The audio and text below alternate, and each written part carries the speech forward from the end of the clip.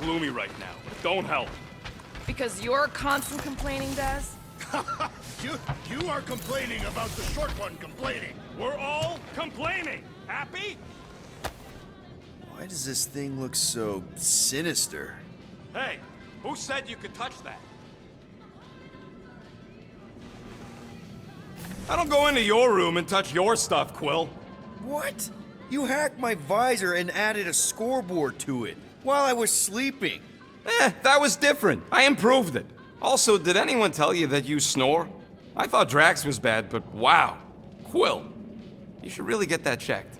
You sound like a Torg. I don't snore that loud. Yeah, okay. So what is this thing anyway? It kind of looks like a metal face hugger. That is clearly a spinal control unit.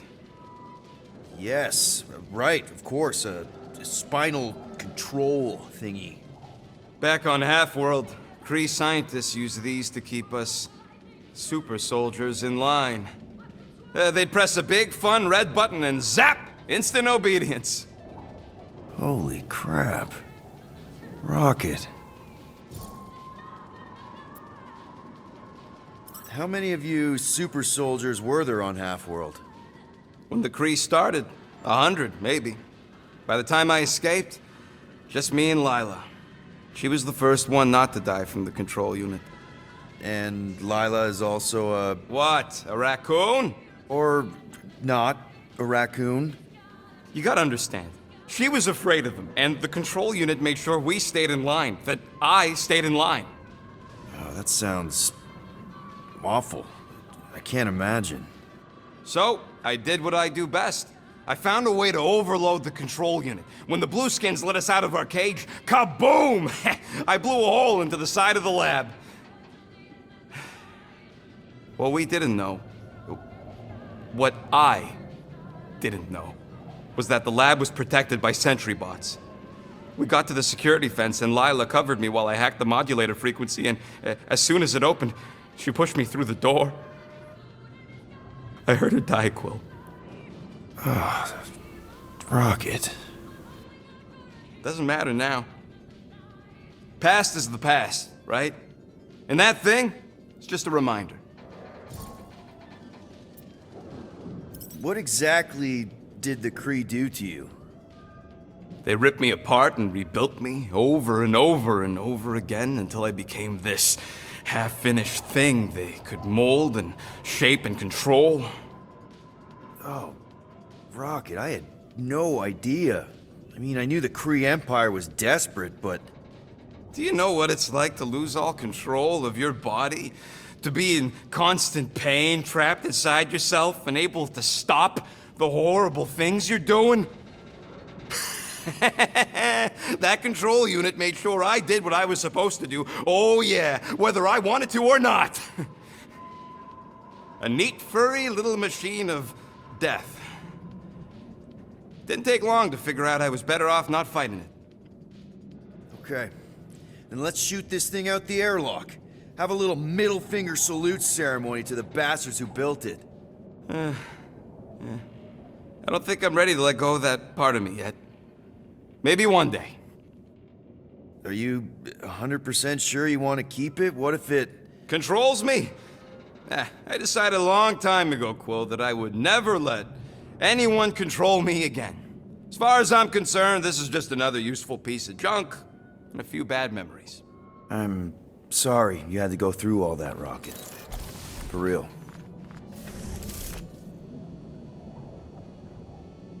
I hope y'all like walking, because this is gonna take a while. But you think I'm glad we landed this far from the fortress? Cheer up, rodent. The rain will be refreshing. Hey, Bluebird, you copy? I know you think I sold you out, and... Calm down yourself. You love rain, Mark Plant. Gamora, I was just... Who are you talking to? What's a bluebird? It, was Yondu's call sign. He was Bluebird and I was the kid.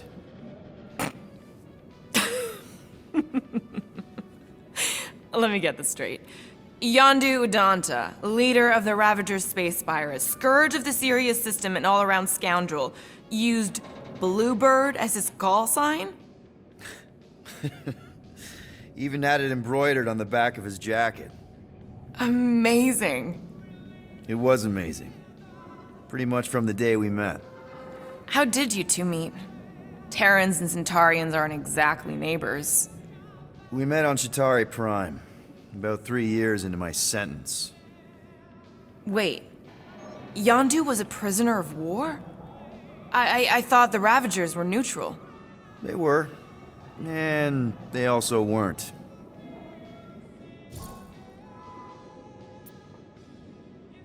The Ravagers had a simple code: steal from everyone. Yondu said it made them neutral. But they weren't. I specifically remember several Chitauri transports being hit when I was still... you know. They hit just as many resistance ships, until a Chitauri cruiser uncloaked in front of them during a raid and... Yondu ended up on Chitauri Prime, with you. After we broke out, he could have left me on some space station or dropped me off at the nearest Nova Corps base, but he didn't. Instead, he invited me to join the Ravagers. You were with them a long time. Must have enjoyed it. I did. Being a Ravager was the first time I felt like I really belonged, if that makes any sense. I felt the same way when I joined Richard Ryder and the Resistance.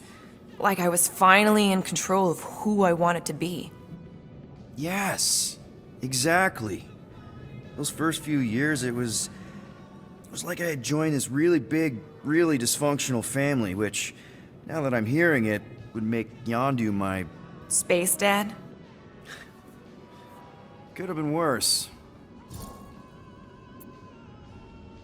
Yondu and I were cellmates. First thing he said when they put him in my cell was, "Boy, don't be going and getting attached, because I'm just here for the food." And the food was pretty terrible, so... Yeah, that sounds like Yondu. I had cellmates before, and none of them lasted long. The Chitauri have these gladiatorial games, and... You got used to people dying. Not sure about that, but I didn't expect anyone to last long. I also didn't have my translation implant back then, so I might as well have been alone. But Yondu, he actually spoke English. Said he'd offered to translate in exchange for extra rations. So even in the snake-infested hellhole, ever the schemer. It's something we had in common. I'd been scheming for a way to escape since the day they took me. I just needed someone like Yondu to make it seem possible. How did you escape? Let's just say it was equal parts simple, complicated, and kind of embarrassing. But it ended with the two of us delivering a transport full of stolen supplies straight into the hands of the Resistance. For a bucket load of units too, I bet. Anyway, once we did, there was no going back. I was a Ravager. Well, if you don't mind, I think I'd like to be alone for a bit.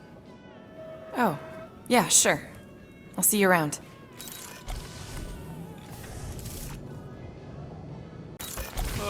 Why don't we ever get missions on nice, warm, dry planets? Paramitar did have a nice forest, because it was dry. It looks broken.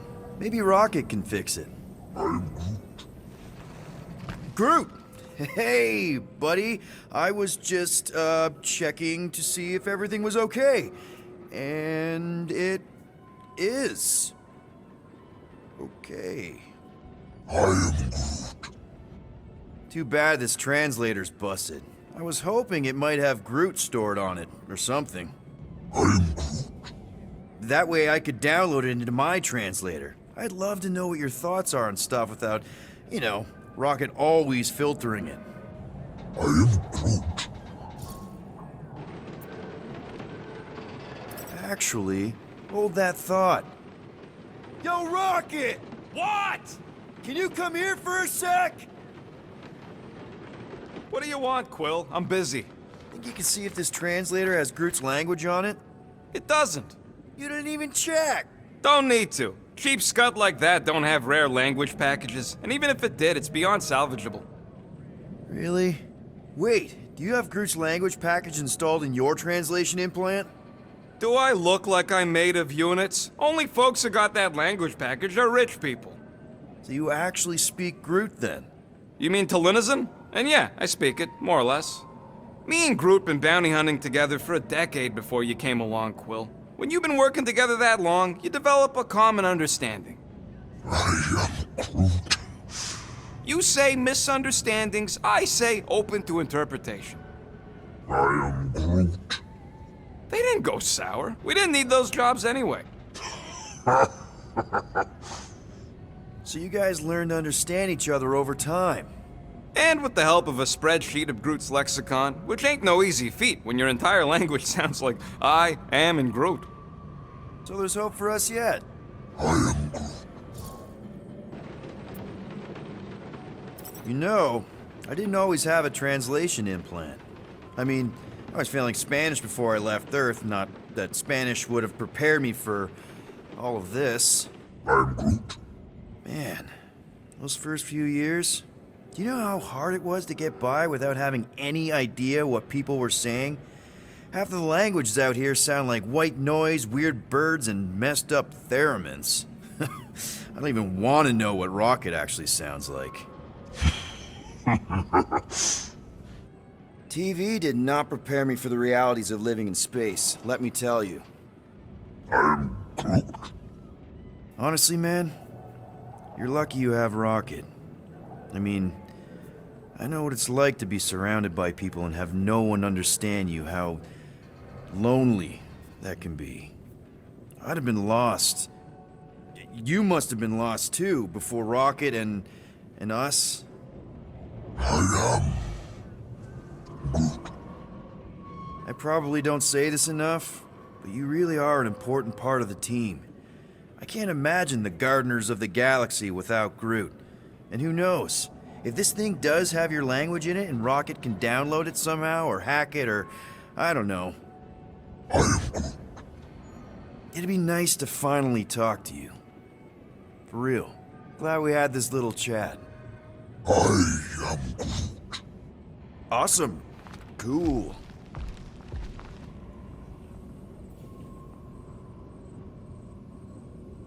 What's taking so long? Peter Quill is... All right, Rocket. That wing control panel's all yours. Hope it still works. Great! Everyone watch out for beeping red lights. What? Why? This is a resistance ship. We'll be lucky if there's only one booby trap on it. That'll do it.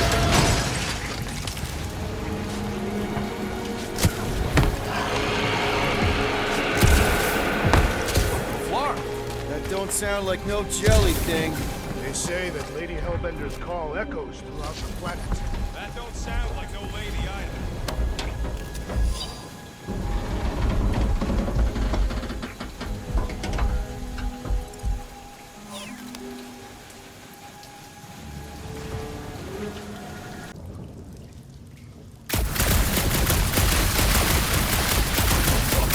Nice! Hidden passage!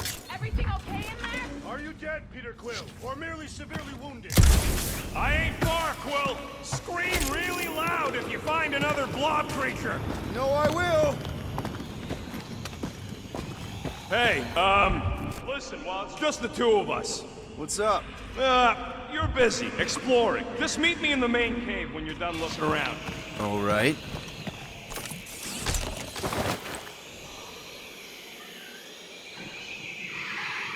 Maybe they are plant food. Gonna need some help up. Piece of cake. That looks like a good spot. Yeah, sure.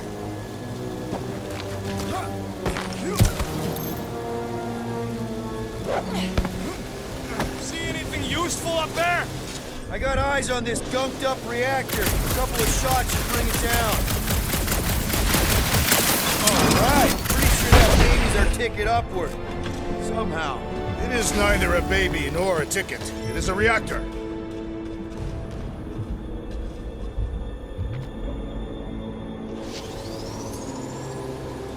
Drax, moving that thing around ain't a problem, right? It is not. Just like the mighty Lady Hellbender, I am exceptionally muscular. We got it, Drax. This unit is tremendously heavy. I thought you were exceptionally muscular. Yes! That is why I can easily carry this great weight? Do you even know where to put it? I have merely followed our leader's directions.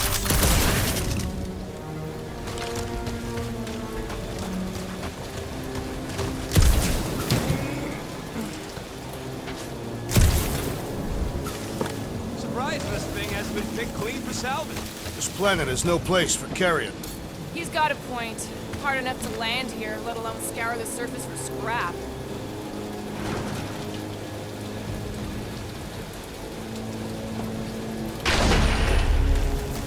Perfect! Thanks, Drax. What purpose does it serve over here? You'll see, you'll see. Just be patient. I see. I see. No giant monster. All good. Here goes nothing. Woo! That was fun! Did he perish? Hey, Quill, you dead? No! Wow! I'm alive! Are you in need of assistance, Peter Quill? It's all right. I'll figure it out.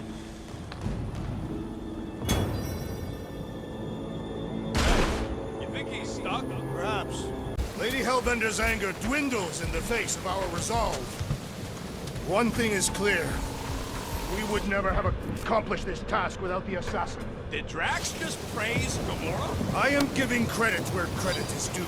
Took you long enough. We all know Gamora's super cool and super valuable. And she has not yet tried to kill us. How come you never give me credit for anything? Like he said. Yeah, and dry now, too! Gamora, can you clear us a path through that junk? Sure. Yes, Peter Quill!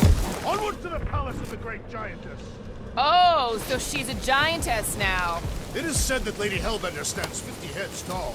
Doesn't tell you much. Depends whose head. Ever met a regalian? Yes! Their heads are ridiculous! Groot, give me a bridge here. The fortress is right on the other side of those cliffs.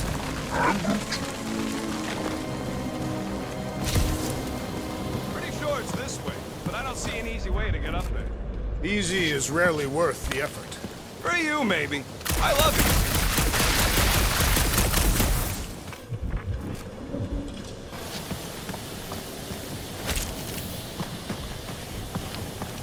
So who's next in line for the throne of Lady Hellbender? Perhaps she is immortal. Nobody's immortal. Not even death herself. Can't believe you just said that with a straight face.